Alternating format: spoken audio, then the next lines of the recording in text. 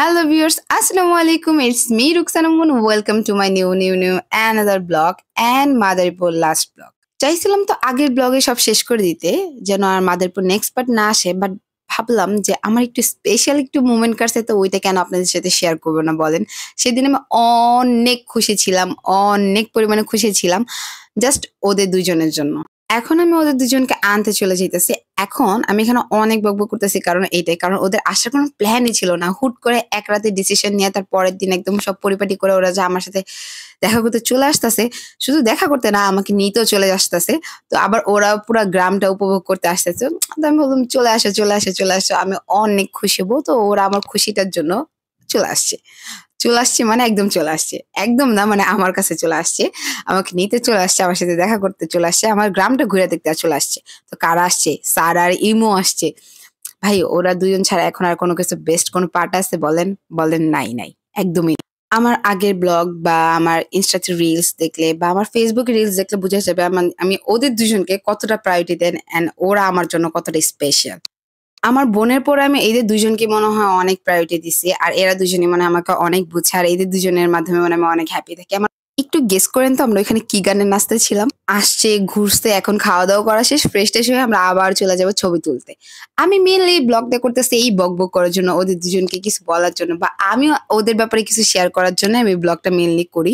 না হলে কিন্তু এই ব্লগে আহামরি তেমন কিছু নেই, জাস্ট আমাদের দুষ্টামি ফাইজলামি ছাড়া। কাকে দিয়ে শুরু করবো? ইমুকে দিয়ে নাকি সারাকে দিয়ে? অলরেডি কিন্তু ব্লগ শেষের দিকে চলে আসতেছে, তাই না?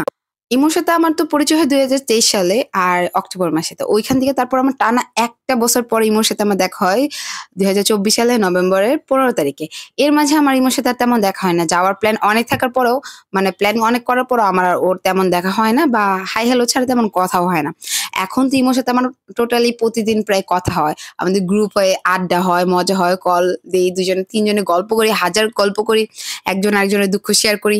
মানে এখন সব লিমিট ছাড়া করি। কিন্তু তখন জাস্ট মেসেজ গুলো থাকতো, জাস্ট হাই হ্যালো কেমন আছো, এই তো টাটা বাই বাই। আর স্যারের সাথে পরিচয়টা আমাদের 2023 সালে হয় শুরুর দিকে, মানে ফেব্রুয়ারির দিকে শুরুর দিকে। তো ওই আমাদের একই বিল্ডিং এ থাকা, তো তাই হাই হ্যালো কেমন আছো ভালো এগুলো বলতে বলতে ওর সাথে মানে একটা ভালো আন্ডারস্ট্যান্ডিং হয়ে যায়। আর তারপরে আছে না একটা আলাদা অ্যাটাচমেন্ট, বলতে হয় না যে ও আমার বেস্ট ফ্রেন্ড বা বলতে হয় না যে ও আমার খুব ক্লোজ ফ্রেন্ড। এভাবে একটা ভাইব ম্যাচ হয়ে গেলে যে একটা ক্লোজিং ভাইব থাকে না, এইটা আমার হয়ে গেছে ওর সাথে। শুধু ওর সাথে না, সেম ইমোর সাথে একই আন্ডারস্ট্যান্ডিং হয়ে গেছে যে মুখে বললে যে ফ্রেন্ড এরকম না, ওদের সাথে আমার একটা আলাদা ভাইবে ম্যাচ হয়ে যায়, যার কারণে একটা আন্ডারস্ট্যান্ডিং হয়ে গেছে দুজনের মাঝে, আই মিন তিনজনের মাঝে। আর সারার আর ইমোর পরিচয় হয় নভেম্বরের হচ্ছিল 15 তারিখে, যেখানে ওদের একদম ভালোভাবে ঘনিষ্ঠভাবে পরিচয় হয়, অনেকক্ষণ আড্ডা দেওয়া হয়। এতে ওদের ওদের মাঝে একটা ক্লোজ ভাইব চলে আসে, যার কারণে আমাদের তিনজনে খুব ভালো একটা টিম হয়ে গেছে। আর সারা এখন আমাদের থেকে চলে যাবে কারণ ওর বিয়ের ডেট অলরেডি দিয়ে দিছে। ও এখন পরে কয়দিন পর বলতে আই মিন 2 দিন পর, আমার ব্লগটা ছাড়া 2 দিন পর ও বিবাহিত হয়ে যাবে। তখন ও আর সিঙ্গেল থাকবে না, আমাদের সাথে আর ঘুরতে পারবে না বা এত ঘোরাঘুরি হবে না। কিন্তু ভাই এই যে আমাদের তিনজনের একটা বন্ডিং, এটাকে তো শেষ হবে না। কোনো না ভাবে কবে না কবে, বছরে একবার হোক বা বছরে 2-3 বার হোক, দেখা তো হবেই, তাই না? আন্ডারস্ট্যান্ডিংটা তো থাকবেই, তাই না? এটা তো আর মুছে যাবে না। তো এই গল্প টল্প করতে করতে, আপনাদের সাথে গল্প করতে করতে তো আমার শেষের দিকে চলে আসছি। গ্রামের সবার সাথে টাটা বাই বাই করে আমরা একদম রওনা দিয়েছি ঢাকার উদ্দেশ্যে। ওরা সারা দিনের জন্য যায়, তো ওরা সকালবেলা 10টা বাজে যায় আর বিকাল 4:30টার মধ্যে আমরা রওনা দিয়ে দিই, কারণ বেশি টাইম লাগে না, 2-3 ঘন্টার মধ্যে ঢাকা ব্যাক করা যায়। তো এই আমরা অলরেডি রওনা দিয়ে দিই। আর এইটুকু ছিল মনে হয় আমার আজকে সারাদিনের ব্লগ। কি বলবো বলেন, ওরা আমার কাছে অনেক স্পেশাল। আর ওদের নিয়ে যদি আমি একটু ব্লগে কিছু না বলি তাহলে হবে? আমি তো মুখে অনেক কিছুই প্রকাশ করি, মাঝে মাঝে একটু ব্লগেও প্রকাশ করতে হয়, তাহলে বলেন না ফ্রেন্ডশিপটা একটু ভালো হয়ে যেতে পারে। এমনি ভালো আছে মাশাল্লাহ মাশাল্লাহ, কারণ নজর যেন না পড়ে, কারণ নজর অনেক খারাপ। তো যাই হোক, এইটুকু ছিল আজকের ব্লগ। Thank you, tata.